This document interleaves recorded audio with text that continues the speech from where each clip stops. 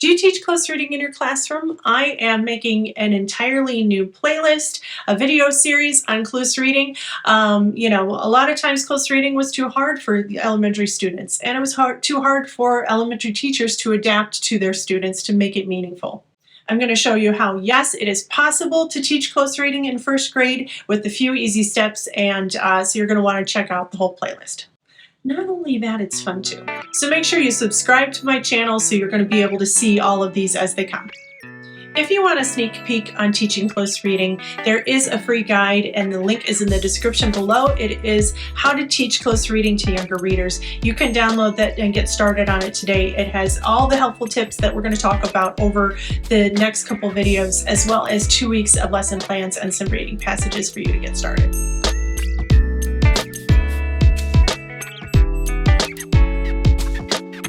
My name is Rachel Hull. I taught in the classroom for 22 years. I graduated in 1998, and back then we didn't teach close reading, and I didn't learn how to teach close reading to my first graders back 22 years ago. Times have changed, literacy instruction has grown, and throughout the years I knew that close reading was something beneficial for me to teach my students, and so I attended workshops. I really kind of read books about close reading, and I really looked at what was best practices, and I spent a year studying my own students and practicing and making all the mistakes as I went, and I learned how to teach close reading to my first graders, and I got really good at it. So throughout this series and with the free guide that you can download today, I'm going to show you how you can make close reading in your classroom a reality. And I'm going to show you how it will work for your students. It's not a one-size-fits-all strategy, and so you don't need to teach it like you would be teaching middle schoolers. New videos are going to be added as we go, and I know I'm the one that kind of can't find videos, or can't find, if I'm watching something and I want to see more, I can never find it on YouTube. So down below somewhere there is a little bell you can click on, and that'll give you a notification every time I post a new video.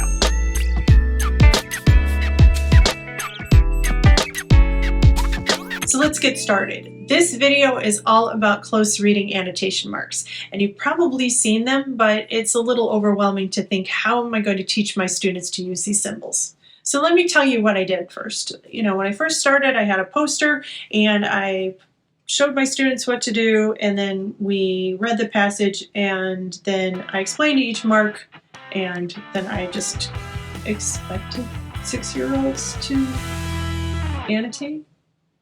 You can imagine how well that went. Instead, I saw passages with marks everywhere, not even the ones that were on the chart. I had flowers, I had everything. It was glorious, it was beautiful, but it wasn't effective. And I had nobody to blame but myself.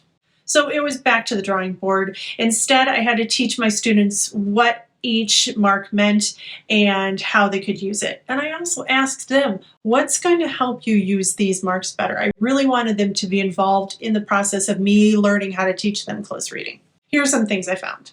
When you're doing close reading, there are too many marks. I think, one of my sons came home and he was probably in the 6th grade, and he was doing a close reading project, and there were like 10 to 20 marks on his page.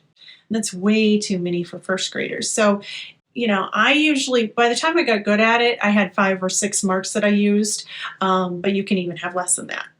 Even if you use 1 or 2 when you're first starting, that's a really great place to begin. Don't try to use all of the annotation marks in every passage. It's better to use 1 or 2 marks and use them well and successfully than try to cram in all the marks throughout the passage. And when you're introducing close reading marks to your students, start with 1 at a time. In the methods that I'm going to show you in this close reading guide and the lesson plans in there, you're going to take 1 text and look at it all week, and you're going to be looking at something different each day. And when you're annotating, you can use different words, but when you're starting to teach them how to annotate on your very first week, choose 1 mark. And that's it. You're not going to choose another mark until you feel like your students can confidently use that mark. And it's up to you if you want to introduce the second mark on the next week, and then if you feel like your students are ready to reuse the one you taught before, or if you just want to teach a new one each week and then slowly start incorporating them as we go. It's up to you and your students.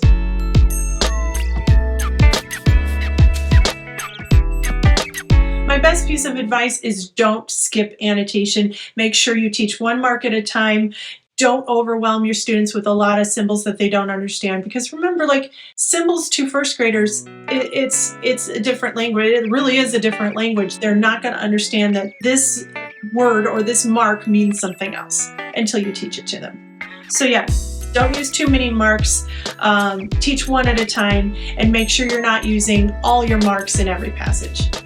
If this is helpful for you, make sure you click like, and then you want to make sure to stay tuned, because I'm going to make a whole playlist on how to teach close reading to your younger students. And don't forget to grab that close reading guide to get started.